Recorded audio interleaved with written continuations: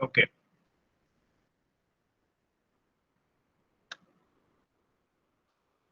We were studying the topic of undamped free vibrations of 2 degree of freedom systems. And in the last class, we had completed the complete formulation of one problem in which we started with a problem like this. See this one. In this particular problem, K was given a value of 1 Newton per meter, M was given a value of 1 kg. So this became 2 Newton per meter and this became 2 kg. And with this example, the steps were first to construct the differential equations of motion for both the masses using Newton's law, and then rearranging them in a matrix format. But I would like to let you know that in the notes that I have provided, the procedure adopted for doing all the things is slightly different. Instead of using the matrix method, which is going to be beneficial for you afterwards, I have used some other method. But essentially, we will be arriving at the same things. You see, we derive the ratio of x2 by x1, and then eventually we put the value of omega in these things. We find the quadratic equation in omega square, and then we find the roots so that we come up with the values of omega n1 and omega n2. And then for drawing the mode shapes, we take any one of these expressions for x2 by x1 and put the value of omega n1 in place of omega. So the rest of the procedure is exactly the same. The only difference being that we are not using the matrix method in the nodes. But I use the matrix method because eventually you have to learn how to construct matrices. When we go beyond 2 degrees of freedom systems, for example, when you come to 3 degrees or 4 degrees of freedom systems, you will ultimately have to make use of matrices. So that is why I thought that it would be a good practice that why not start the matrix method in 2 degree of freedom system itself. But you go through this notes. This is note sequence number 12. You go through this, you will come to know that essentially there is no big difference between the method that I have taught in class and the method that is written by me in the notes. They are exactly the same. Only difference being matrices are not used. And you decide which one seems to be simpler for you. And you can use any one of these, either the matrix method or the one given in this set of notes. But anyway, for a system like this, first you find the two natural frequencies omega n1 and omega n2, and then for each frequency or each principal mode you draw the mode shapes. This is what you have learned up till now. Now the next question is, sometimes a question like this comes up. Determine the natural frequencies and normal modes. What is normal modes? What do you think normal modes means? Anybody? See, you see that this is a rotary system. There are two discs or rotors which are connected by two pieces of shafts. The first piece of the shaft is constrained at the left hand side. It has a torsional rigidity or a torsional spring constant of KT1.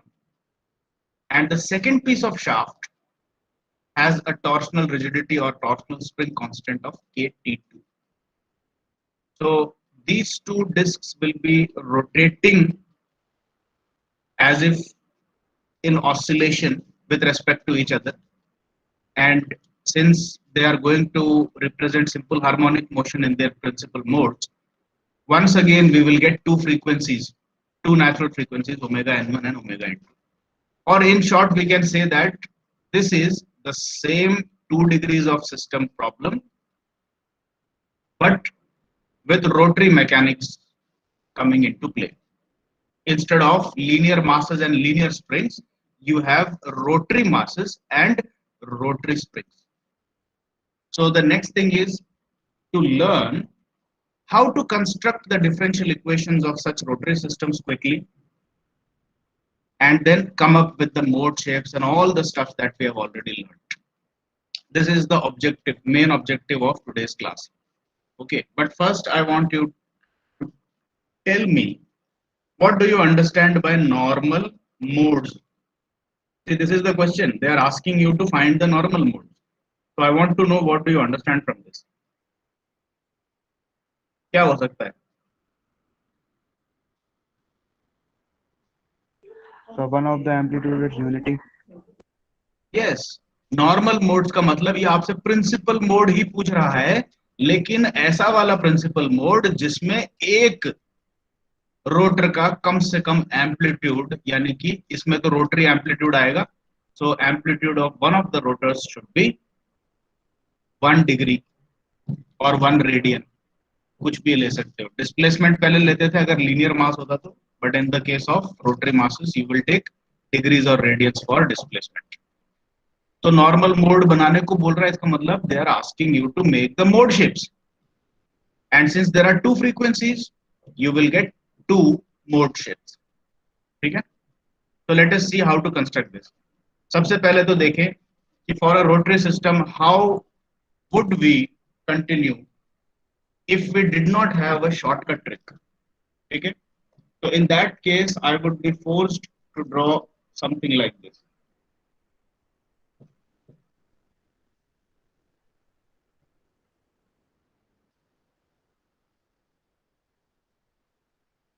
I draw a disc like this, then it is connected with another shaft of some other stiffness, and there is another disc.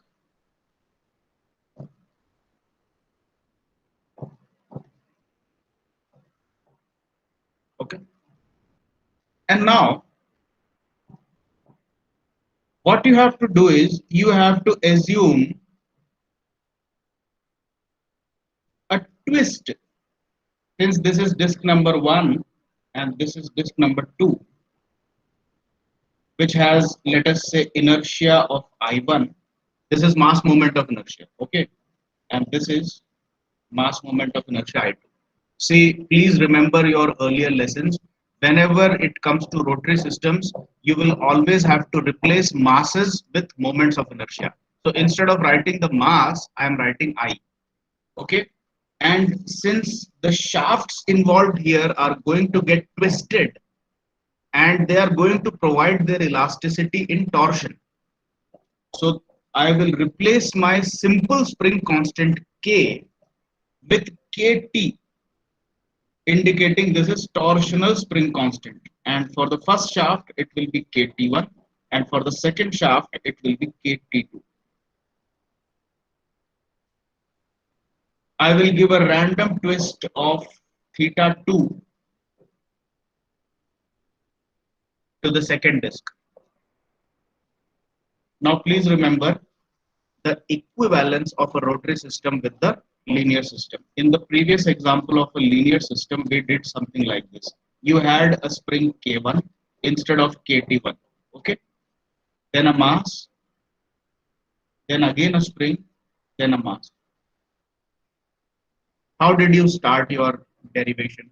See, the first step, as you should remember, is to construct the differential equation of motion. From the differential equation of motion, you proceed to find out the 2 natural frequencies, and from the 2 natural frequencies you proceed to find out the mode shapes. This is the standard procedure that we adopt for solving 2 degrees of freedom systems, right? This is what we have learned. And we have already solved something for a linear system as shown on the right hand side. Now, how did you start? You have to give a random variable displacement of y1 to the first mass and y2 to the second mass. And this is how you get 2 variables for which to create the differential equations. So similarly, when you get a rotary system like this, instead of the displacement being in the linear mode, you have to give a rotary displacement. And also please remember that in order to construct the differential equations, you have to assume something like this. Let us say that y2 is greater than y1. If you remember correctly, we also did an assumption like this.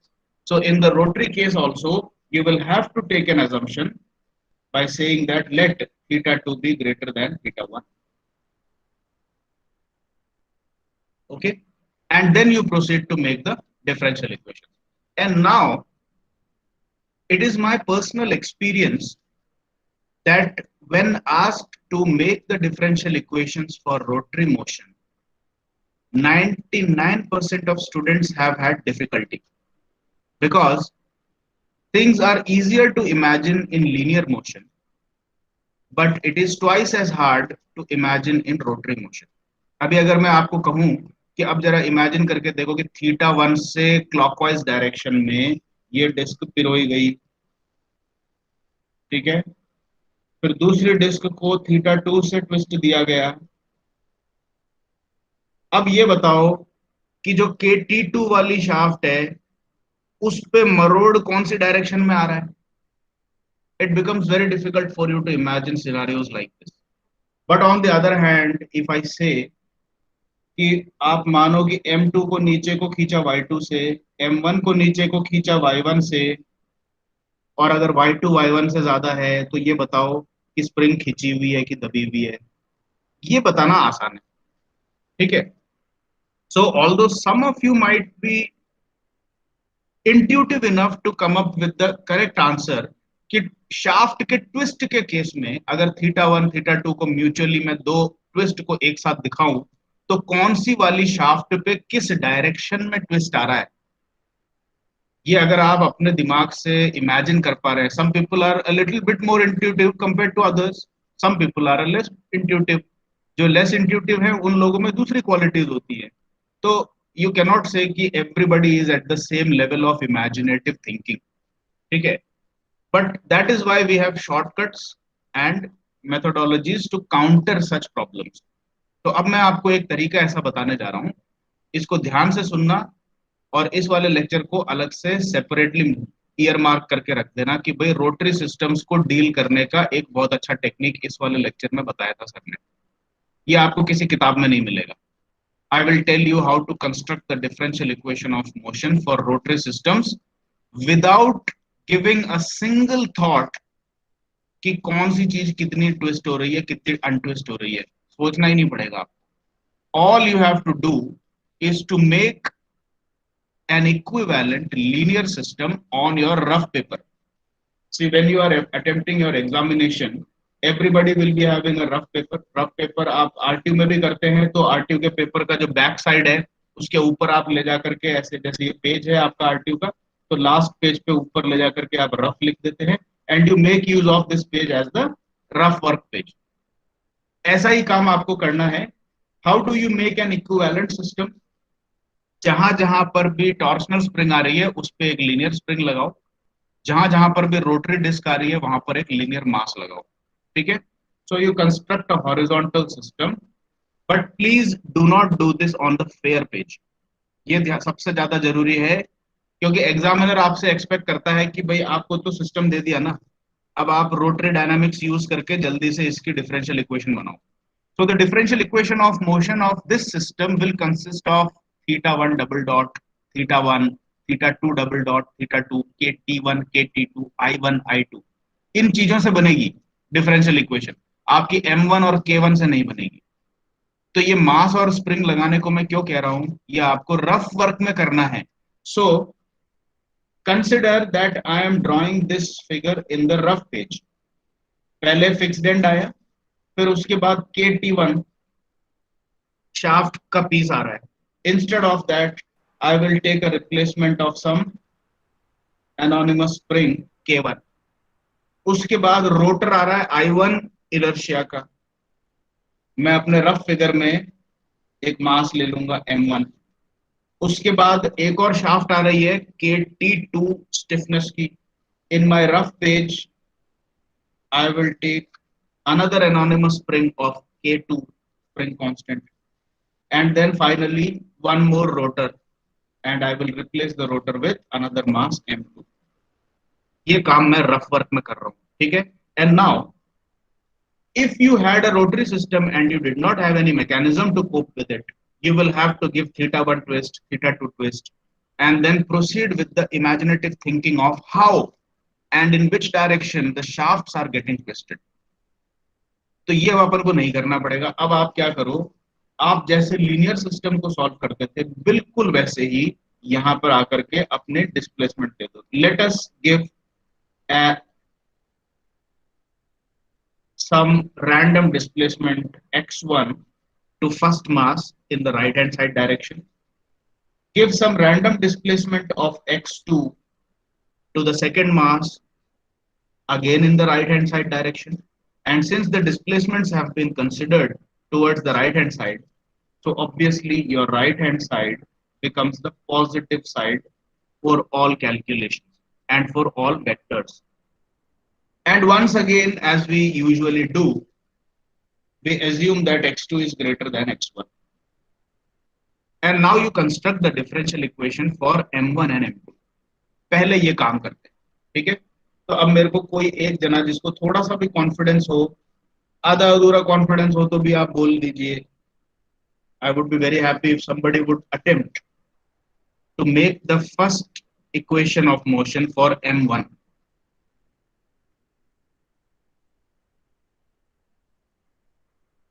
क्या करना है, Newton second law लगाना है. तो basically what you are suppose to do is m1 और m1 का displacement x1 से अपन represent कर रहे हैं, तो अपन को क्या करना पड़ेगा, मास इनटू एक्सेलरेशन को m1 x1 डबल डॉट लिखना पड़ेगा, and this will be equal to the summation of all forces acting on m1. तो m1 का फ्री बॉडी डायग्राम बनाया जाएगा और इस पे ये पता लगाया जाएगा कि इस पे कौन कौन फोर्सेस लगा रहे हैं. Since this is a horizontal system, you won't take gravity into consideration, ठीक है. ग्रेविटी का इसमें प्ले नहीं आएगा. All things that are moving are at the same level, they are not changing height. तो सिर्फ हॉरिजॉन्टल फोर्सेस अपन check करेंगे इसमें. अब ये बताओ कि लेफ्ट हैंड साइड में कितनी फोर्स आएगी और राइट हैंड साइड में कितनी फोर्स आएगी और कौन से डायरेक्शन में आएगी. Please do it. देखो मैं हर टाइम आपको बताता रहूंगा, आप अपने अपने घरों में बस मोबाइल पे और पीसी पे इसको देखते रहोगे, इससे प्रैक्टिस नहीं होगी. You have to get out of your lethargy, take up your pen and paper in your hands and apply your mind, क्योंकि एग्जामिनेशन में आपको कोई हेल्प करने वाला नहीं रहेगा. तो इसलिए अटेम्प्ट कीजिए. आप बताइए, m1 के लेफ्ट साइड में k1 स्प्रिंग है, तो वही फोर्स लगाएगी लेफ्ट साइड पे. m1 के राइट साइड में k2 स्प्रिंग है, तो वही फोर्स लगाएगी m1 के राइट साइड पे. अब इसकी डायरेक्शन सब आप देख करके मुझे ये बताओ, लेफ्ट साइड की फोर्स लेफ्ट को है कि राइट को है, राइट साइड की फोर्स राइट को है कि लेफ्ट को है, और इनका मैग्नीट्यूड कितना है.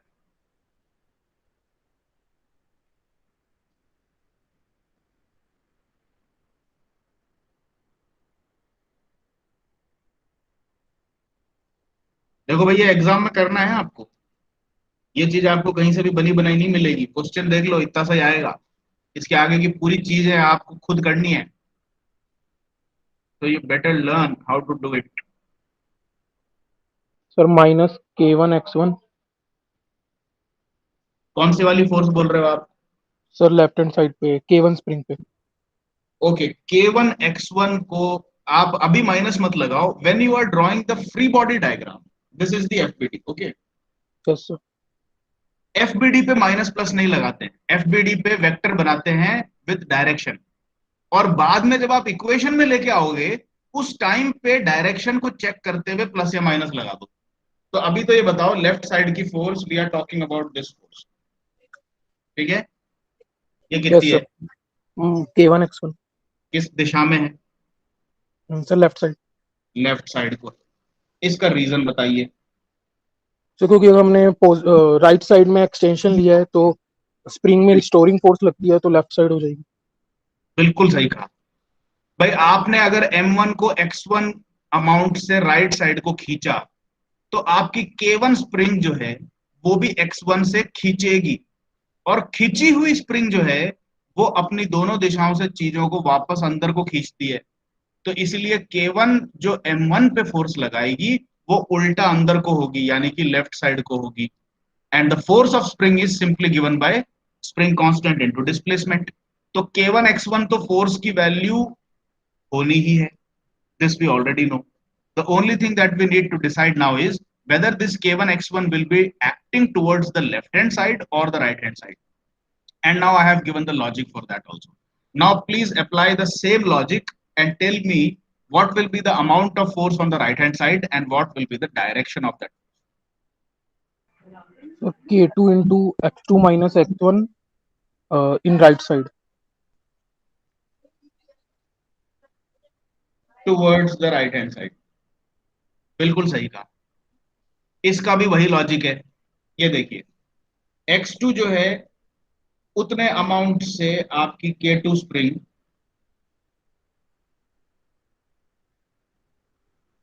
का राइट वाला बाजू खींचा गया और K2 का लेफ्ट वाला बाजू X1 से अंदर को प्रेस किया गया, ठीक है, लेकिन X2 X1 से ज्यादा है, तो इसलिए कुल मिलाकर के K2 स्प्रिंग का एक्सपीरियंस होगा कि उसको खींचा गया है, और खींची हुई स्प्रिंग अपने दोनों बाजुओं को अंदर की तरफ समेटने की कोशिश करेगी।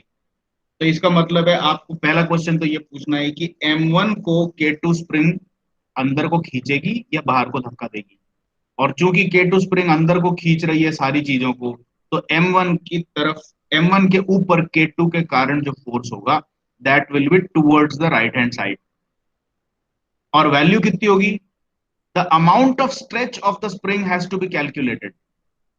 तो amount of stretch of spring is X2 minus X1. So X2 minus X1 multiplied by K2 is the force value, and that is acting towards the right hand side if considered from the perspective of M1 mass. तो ये चीज अपनी free body diagram बन गई। Free body diagram से आपका ये निर्णय आ गया कि भाई हमारा दो फोर्स लग रही है और फोर्सेस की वैल्यू ये है। अभी इसमें प्लस और माइनस नहीं लगाने का है, ठीक है। And now come back to the differential equation of motion. अब मैं यहां पर लिख सकता हूं M1 into X1 double dot equal to, पहली फोर्स है K1 X1, and since we have considered the positive direction as the right hand side direction, so every vector that is acting towards the left will automatically be treated as a negative force. तो पहली force तो आ गई minus K1 X1 क्योंकि ये left side को है, और दूसरी फोर्स है राइट साइड को K2 X2 minus X1. This will be a positive force. So I will write plus K2 into X2 minus X1. मेरी फर्स्ट डिफरेंशियल इक्वेशन बन गई। Now I will go for the second differential equation. Second differential equation में इस तरह से start करूंगा, M1 X1 double dot की जगह I will write M2 X2 double dot is equal to summation of forces. Now I will draw the free body diagram of the second mass. And since for the second mass there is only one spring attached to it, and that too on the left hand side, so some force will be acting on the left hand side and no other force will be acting. And now the only thing that I have to decide is whether this force is acting towards the left side or towards the right hand side, and what will be the magnitude of this force. तो ये भी बता दो।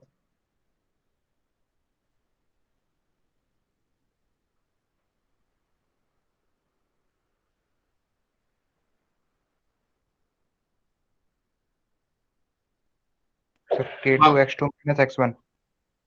वही same force होगी K2 into X2 minus X1, लेकिन अब की बार M2 पर ये कौन सी दिशा में लग रही होगी, लेफ्ट को या राइट को? So left. अब की बार ये लेफ्ट को लग रही होगी, बस इतनी सी बात है। अब आपके पास में फ्री बॉडी डायग्राम आ गया, फटाक से इसकी इक्वेशन बना देते हैं। So there is only one force, so your M2 X2 double dot must be equal to minus of, minus sign इसीलिए क्योंकि फोर्स लेफ्ट साइड को लग रही है, और आपका इस प्रॉब्लम के लिए right hand side positive declare हो चुका है। So minus of K2 x2 minus x1. This is the second differential equation.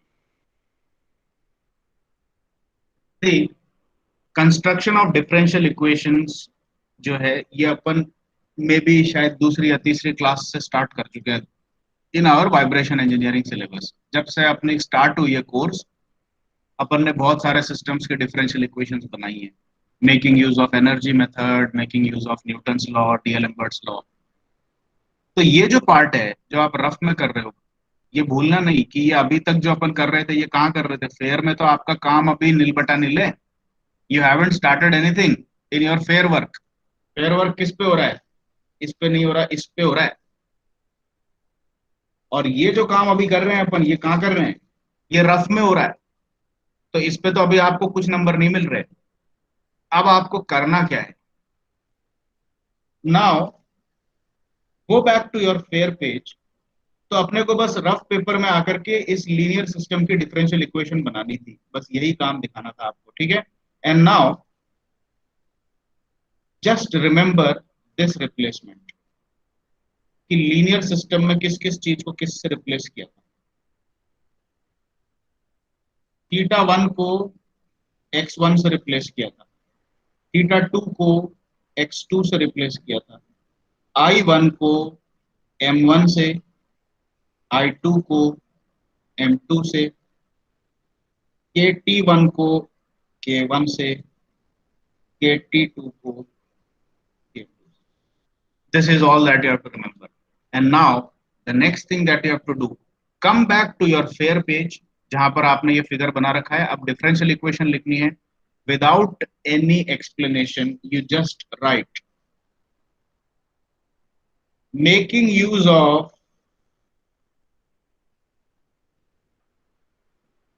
Newton's second law for constructing differential equations, we get equation number 1 बनाने जा रहे हैं। ये देखो, ये मेरी इक्वेशन नंबर 1 थी। अब मैं क्या करूंगा, इसकी इक्वेशन कैसे बनाऊंगा? ये देखो, m1 की जगह पे I1, x1 डबल डॉट की जगह पे theta 1 double dot equal to minus k1 की जगह पे kt1, x1 की जगह पे थीटा 1 प्लस k2 की जगह पे kt2 मल्टीप्लाइड बाय x2 की जगह थीटा 2 माइनस x1 की जगह थीटा 1। ये मेरी पहली equation. Now this is the equation that I right in my fair page without any further explanation. इस पे आपने ये बोल दिया कि मैंने साहब न्यूटन्स लॉ लगा लिया, बोल दिया ना, बस इतना काफी है। इससे आगे एग्जामिनर ये नहीं पूछेगा कि फ्री बॉडी डायग्राम दिखाओ, ये सारी चीजें दिखाओ। Nobody is going to ask you, क्योंकि इस प्रॉब्लम में फ्री बॉडी डायग्राम और कंस्ट्रक्शन और डिफरेंशियल इक्वेशंस तो बिल्कुल समुद्र में पानी की बूंद की तरह है। अभी आगे तो पूरा काम पड़ा हुआ है इसका। So this is a trivial task, क्योंकि ये बिल्कुल towards the end of your syllabus है। तो यहाँ पर आते आते तो ये माना जाता है कि डिफरेंशियल इक्वेशन तो नींद से उठा करके पूछ लिया जाए तो भी बच्चे को बनाना आता है, ठीक है। तो इस चीज की प्रैक्टिस होनी चाहिए आप में। तो अब आपने देखा कि लीनियर इक्वेशंस बनाना बहुत आसान होता है। लीनियर इक्वेशन बना लो और सिर्फ उनके करस्पॉन्डिंग रोटरी काउंटर पार्ट्स से उनको रिप्लेस कर दो, आपकी इक्वेशन बिल्कुल सही सेट बैठेगी, 100% गारंटी है। अब आपको दिमाग ही नहीं लगाना ये theta 2 minus theta 1 into KT2 वगैरह कैसे आया, बस अपने आप आ जाएगा, ये ऐसे ही आ जाता है, ठीक है। This trick is not, this is a very simple trick and I am surprised कि किसी भी किताब में या किसी भी नोट्स में, इंटरनेट रिसोर्स में इस तरह की सिंपल ट्रिक कहीं पे एक्सप्लेन्ड मुझे मिली नहीं। But anyway, it's a good thing कि अब आपको पता है। अब आपको रोटरी सिस्टम में बिल्कुल भी डर नहीं लगेगा, कोई दिमाग लगाने की जरूरत नहीं है। रफ में जाओ, रफ पेज पे आपके रोटरी सिस्टम का एक लीनियर काउंटर पार्ट बनाओ, उसकी इक्वेशंस डेवलप करो और सीधे रिप्लेस कर दो रोटरी इक्विवेलेंट से, इक्वेशन बन गई। Now similarly quickly give me the second differential equation, कोई भी एक जना। second differential equation for rotary motion in your fair page. Looking at the rough page second equation.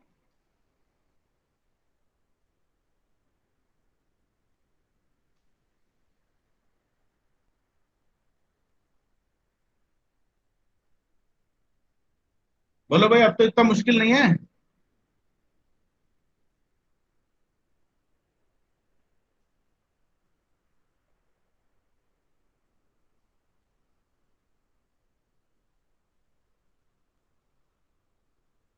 भाई सन्नाटा तो ऐसा छाया हुआ है जैसे किसी को कुछ भी समझ में नहीं आया अभी तक।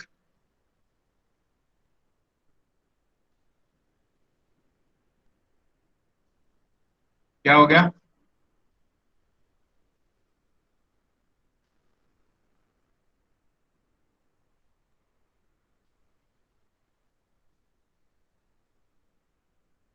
अभिषेक Sharma, roll number 6।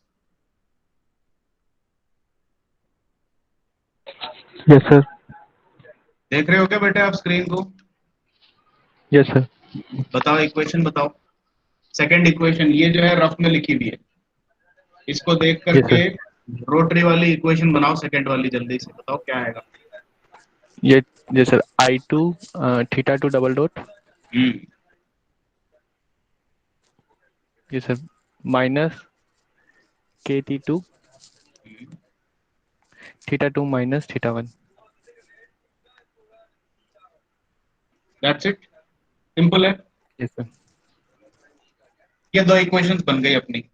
And now we are ready to proceed further. अब जो बाकी का जो प्रोसीजर है वो बिल्कुल डिट्टो सेम टू सेम रहेगा जैसे मैंने आपको सिखाया। Now what do you have to do? You rearrange your equations so that the displacement terms are in increasing order towards the right, and you bring all the terms in the RHS of both the equations to the left hand side in such a way so that the right hand side of both the equations is left compulsorily equal to 0. तो ऐसा करूं तो मेरे पास में ये situation आ जाती है। I will quickly do it. I1 theta 1 double dot plus KT1 theta 1 minus KT2 theta 2 plus KT2 theta 1 equal to 0। ये मेरी फर्स्ट इक्वेशन। अगर मैं सारे टर्म्स को लेफ्ट हैंड साइड पे ले आऊं तो हो जाता है। लेकिन अब मेरे को दूसरा काम क्या करना है? डिस्प्लेसमेंट टर्म्स को इस तरीके से रीअरेंज करना है कि वो इंक्रीजिंग ऑर्डर में आ जाए, यानी कि पहले थीटा 1 की टर्म आए फिर थीटा 2 की टर्म आए। So doing that also, I will get I1 theta 1 double dot plus, अब मैं इन दोनों को ऐड कर सकता हूँ, तो this will become KT1 plus KT2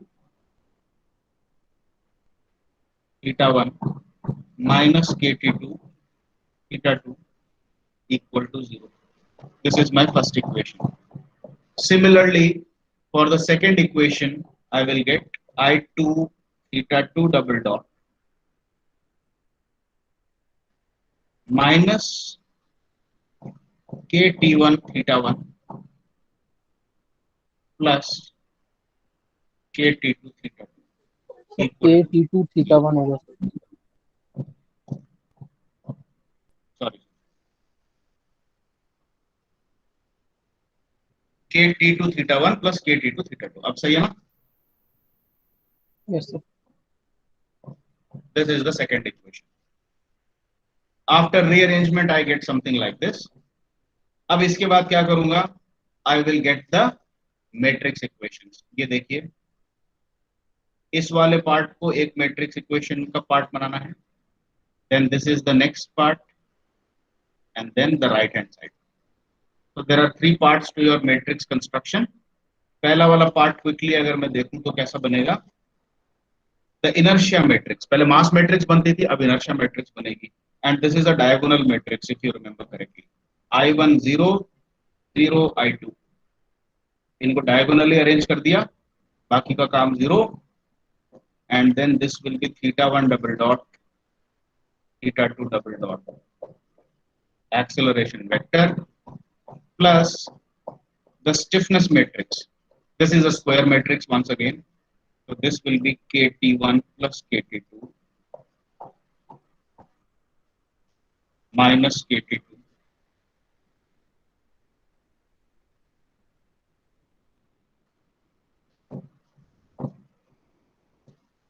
minus KT2 and KT multiplied by theta 1, theta 2 equal to 0, 0. This is the matrix equation. Okay? In short, we are trying to say that I have an inertia matrix multiplying with the angular acceleration vector plus the torsional stiffness matrix multiplied by angular displacement vector equal to 0 vector. तो आपकी जो दो equations थी वो combine होकर के एक matrix equation बन गई, ये वाली I theta double dot plus KT into theta equal to 0.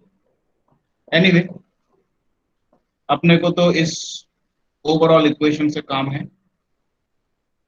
अब नेक्स्ट स्टेप क्या करते हैं? Next step you have to write in steady state.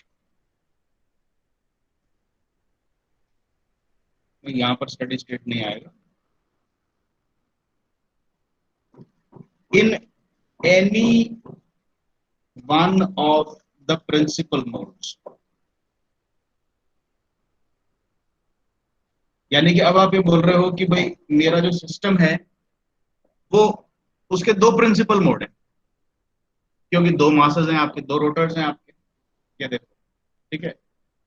तो जब ये अपने आप वाइब्रेट करेंगे या ऑसिलेट करेंगे तो ये प्रिंसिपल मोड में हो सकते हैं और प्रिंसिपल मोड में नहीं भी हो सकते हैं. लेकिन अगर प्रिंसिपल मोड में हुए तो ऐसी दो ही पॉसिबिलिटी हो सकती है, या तो ओमेगा n1 पे या तो ओमेगा n2 पे. तो आप यहां पर ये कह रहे हो कि अगर मेरा सिस्टम प्रिंसिपल मोड पे वाइब्रेट कर रहा है, ऐसा मान लूं, तब तो पूरा मोशन सिंपल हार्मोनिक होगा. ठीक है.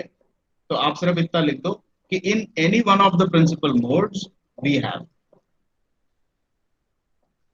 अब आप याद करें जिस तरीके से आपने प्रीवियस एग्जांपल में y1 equal to capital Y1 sin omega t and y2 is equal to capital Y2 sin omega t, ऐसा क्यों लिख रहे हैं?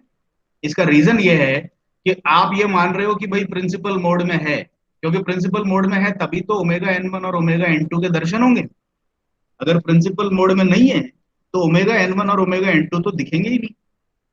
तो आप पहले तो मानो कि ये जो डिफरेंशियल इक्वेशन मैंने बनाई है यहाँ पर मैट्रिक्स फॉर्मेट में, ये अभी करंटली प्रिंसिपल मोड पे वर्क कर रही है. ठीक है. तो प्रिंसिपल मोड पे है तो या तो ओमेगा n1 पे पूरा सिस्टम वाइब्रेट कर रहा होगा या ओमेगा n2 पे वाइब्रेट कर रहा होगा. लेकिन ये ओमेगा n1 ओमेगा n2 अपन को अभी पता नहीं है. कोई दिक्कत नहीं, आगे चलते हैं. तो आप यही अज्यूम कर रहे हो कि प्रिंसिपल मोड है तो सिंपल हार्मोनिक तो होना ही होना है, और अगर सिंपल हार्मोनिक है तो मैं ऐसा assumption ले सकता हूं. अब चूंकि आपका रोटरी सिस्टम है, आप उसको इस तरीके से तो नहीं लिखोगे. तो आप कैसे लिखोगे? आपके वेरिएबल्स कौन से हैं? Theta 1 theta 2.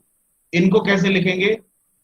Theta 1 equal to, अब आपको जैसे आपने स्मॉल y के लिए कैपिटल Y एम्पलीट्यूड लिया था, तो थीटा के लिए आपको एक एम्पलीट्यूड का कुछ दूसरा एंगल लेना पड़ेगा.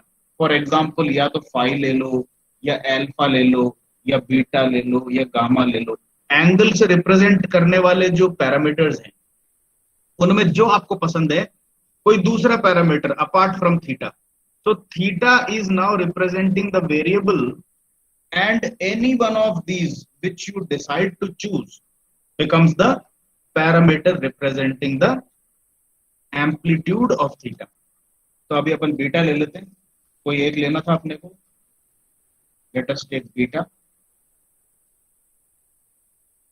तो theta 1 is equal to beta 1 sin omega t and theta 2 equal to beta 2 sine omega t. और इसके बाद आपको ये भी लिखना है, भैया आपने हवा में दो नए पैरामीटर इंट्रोड्यूस कर दिए, बीटा 1 बीटा 2। सम एग्जामिनर माइट इंसिस्ट कि भाई बीटा 1 बीटा 2 क्या है, आप बताओ तो सही कम से कम। तो आपको साइड में थोड़ी सी मेहनत करके ये भी लिखना पड़ेगा, where beta 1 and beta 2 are amplitudes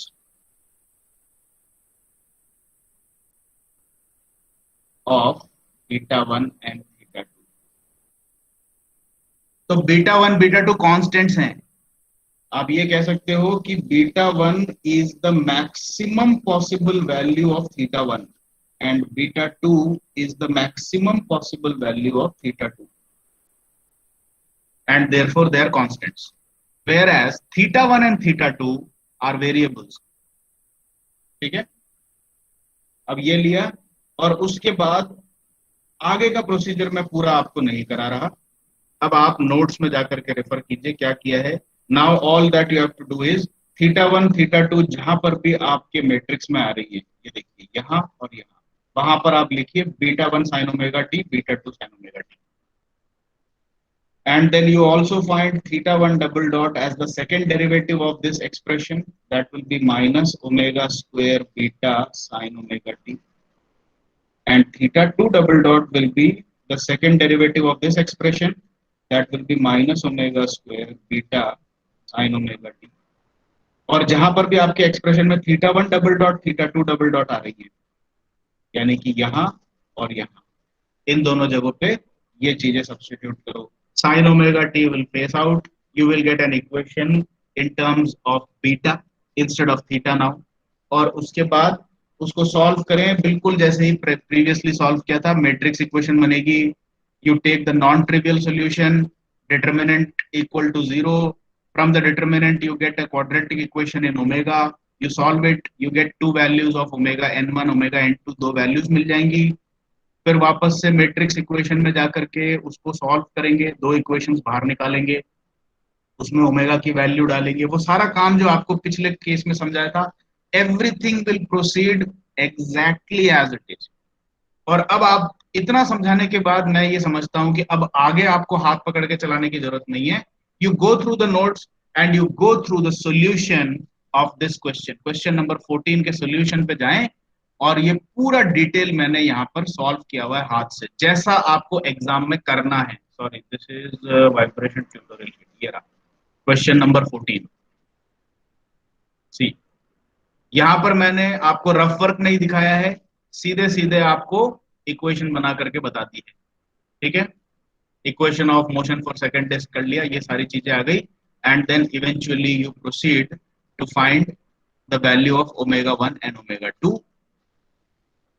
mode shapes कैसी बनेंगी, वैसे ही लेना है जैसे अपन y2 by y1 का रेशियो लेते थे, उसी तरह से यहाँ पर मैंने एम्पलीट्यूड को बीटा लेने की जगह फाई ले रखा है, कोई दिक्कत नहीं है, phi2 by phi1।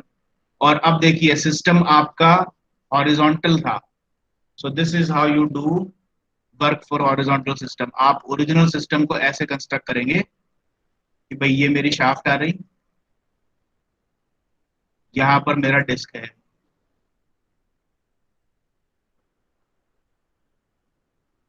फिर मेरी शाफ्ट जा रही और यहाँ पर मेरा डिस्क है। तो उसके करस्पॉन्डिंग जो मैपिंग होती है वो देखो, ये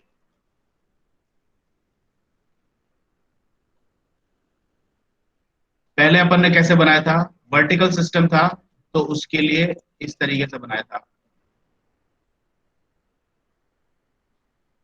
और जो एम्पलीट्यूड्स है वो हॉरिजॉन्टल बनाए थे। This was for a vertical system, we made like this। For a horizontal system you will construct the amplitudes towards the vertical right upside direction, ऐसे बनाओ, और उसको वैसे ही फिक्स्ड एंड से जैसे कनेक्ट करते हैं उसी तरीके से कनेक्ट करो। Again you see for the second frequency you get a node here, तो नोड की लोकेशन ऑफ ये सारी चीजें पता करना है, ये सारी चीजें बिल्कुल वैसी की वैसी जैसा आपको पहले सिखाया गया। ठीक है, so now eventually your task is question number 14, question number 10 अपने आप आज ट्राई करें। इनके सॉल्यूशन मैंने बना के रखे हुए हैं, हो सकता है मैट्रिक्स मेथड से ना दे रखे हों, लेकिन कोई दिक्कत नहीं है, आप अपने मैट्रिक्स मेथड से कर लो। और मैं तो कहूंगा एक बार ये इसमें जो मेथोडोलॉजी मैंने दे रखी है उसको भी देख लो, हो सकता है कि जो आपको ये वाला मेथड है ये थोड़ा आसान लगे। जैसा मैंने पहले कह दिया, matrix method was taught to you because in the next coming topics you have to use matrices, आपको चाहे पसंद हो चाहे नहीं हो। तो इसीलिए मैंने आपको 2 डिग्री में ही मैट्रिसेस बनाने की प्रैक्टिस करा दी, ताकि आगे जब अपन चलेंगे तो आपको ऐसा नहीं लगेगा कि यार अब चीजें कॉम्प्लिकेट हो रही है, आपको ऐसा लगेगा कि हाँ ये चीजें हमने पहले भी देख ली है। So it's a good thing that I taught you matrices here itself.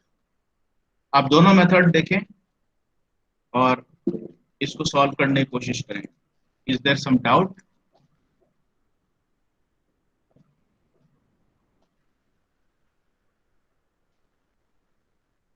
Attendance दे दी साहब इन्होंने।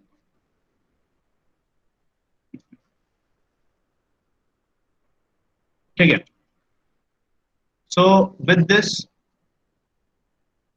Pre undamped vibrations of 2 degree of freedom systems को मैं क्लोज कर रहा हूं। और अगर आप ये येलो हाईलाइटेड पार्ट्स खुद अपने हाथ से प्रैक्टिस करके करेक्ट आंसर्स निकाल लेते हैं, then it is my opinion कि आपका आरटीयू की तैयारी इस टॉपिक को लेकर के सफिशिएंट है। There is no need to further explore anything else. आपने लीनियर सिस्टम्स कर लिए, सेमी डेफिनेट सिस्टम्स कर लिए, ठीक है, रोटरी सिस्टम्स कर लिए, रोटरी में भी सेमी डेफिनेट आपका कवर हो जाएगा if you completely understand question number 10। ठीक है, so with this we will close this topic, and now let me quickly take you through a very small topic which is given in your syllabus by the name of undamped forced vibrations of constant harmonic excitation in 2 degree of freedom systems। ये एक तरह से मैं आपको self study का topic दे रहा हूं, ठीक है, सिर्फ 2 पेज के नोट्स हैं इसमें। This becomes your next topic of discussion, that is not set number 13।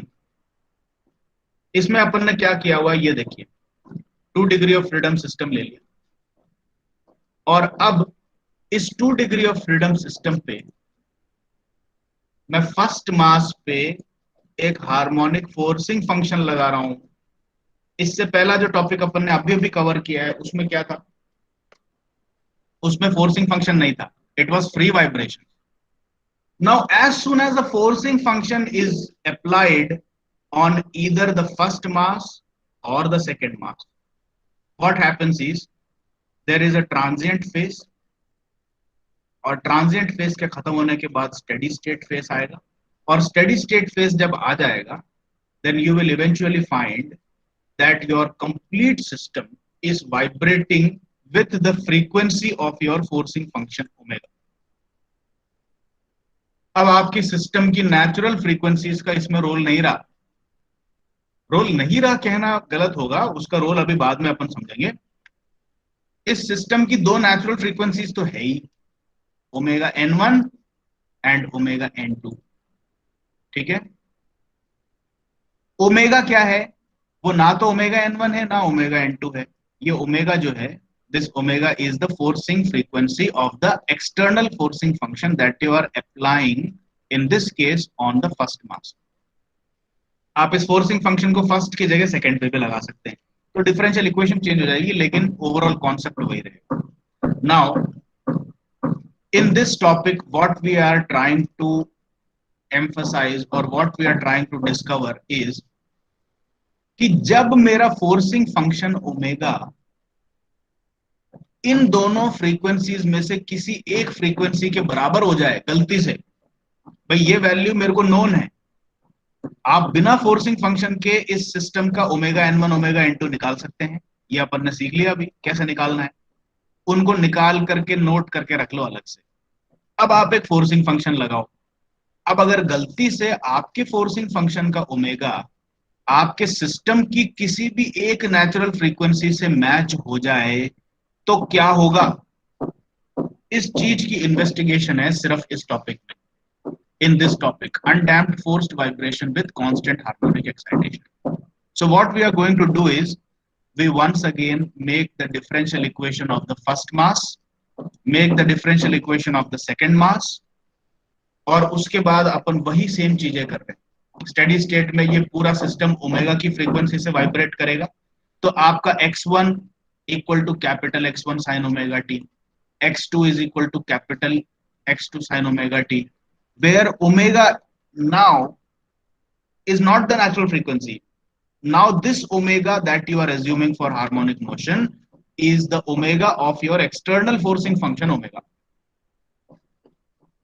अब इन दोनों को लेकर के फिर वापस से वही same x1 double dot x2 double dot निकाला, and then you substitute the values of x1 x2 these and x1 double dot and x2 double dot in these two differential equations. यहां पर आप सब्स्टिट्यूट करेंगे तो small x1 और small x2 गायब हो जाएंगे और पूरी इक्वेशन में कैपिटल x1 कैपिटल x2 आ जाएंगे, and then solve these two equation simultaneously. 5 और 6 को साइमल्टेनियसली सॉल्व करेंगे और x1 कितना आ रहा है उसका एक्सप्रेशन बनाएंगे और x2 कितना आ रहा है उसका एक्सप्रेशन बनाएंगे, and then eventually you will simply say कि भाई x1 क्या है मेरा और x2 क्या है मेरा। जब मैं अपने 2 डिग्री ऑफ फ्रीडम सिस्टम पे एक्सटर्नल फोर्सिंग फंक्शन लगाऊं तो मेरे फर्स्ट मास का जो एम्पलीट्यूड बनेगा और सेकंड मास का जो एम्पलीट्यूड बनेगा वो है मेरे x1 और x2। लेकिन अब की बार अपन क्या कर रहे हैं, अब की बार अपन इनका रेशियो नहीं ले रहे, अब की बार अपन ने इन दोनों इक्वेशन से x1 कितना है और x2 कितना है इसका एक्सप्रेशन निकाल लिया। ठीक है, साइमल्टेनियस सॉल्यूशन से निकल जाएगा। यहां पर देखो m पता है, ओमेगा पता है, k पता है, f0 पता है, सब पता है। The only two things that are unknown in your two differential equations are x2 and x1। तो दो इक्वेशन, दो अननोन वेरिएबल, उसको सॉल्व करके निकाल सकते हैं। ये आपको सबको करना आना चाहिए। आप इसका एक्सप्रेशन निकालोगे तो ये निकलेगा, and now you have to claim something like this. इसका डिनोमिनेटर देखो, डिनोमिनेटर को देख करके आपको ये बोलना है if the denominator is solved as a quadratic equation in omega square, then we will get the two natural frequencies omega n1 and omega n2। ये जो डिनोमिनेटर है ये आपका वही सेम क्वाड्रेटिक एक्सप्रेशन है जो कि आपने अनडैम्प्ड कंडीशन में डिराइव किया था। ये देखो,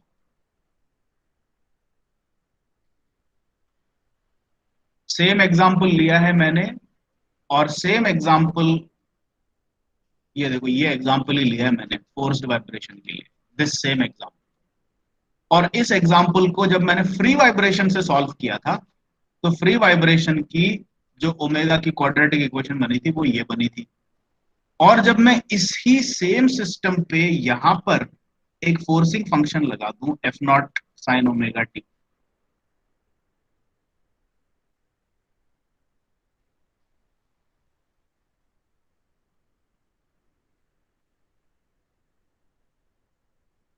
तो मेरी x1 और x2 कितनी आती है, वो आती है इतनी।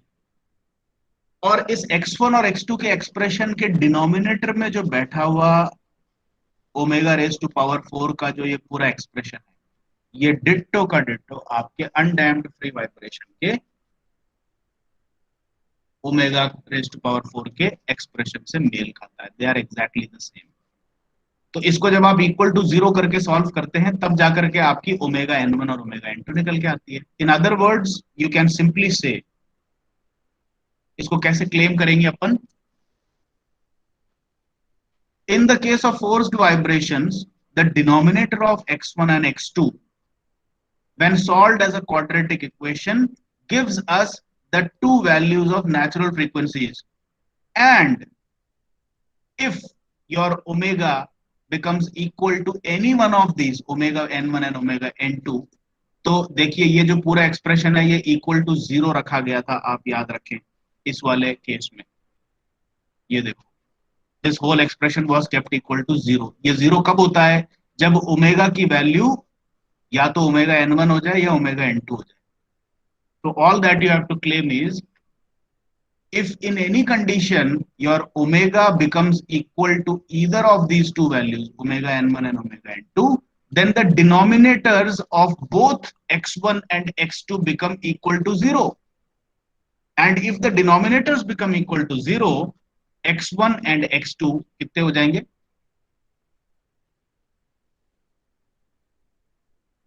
x1 का एक्सप्रेशन है और उसमें उसका डिनोमिनेटर 0 हो गया, तो x1 कितना हो जाएगा?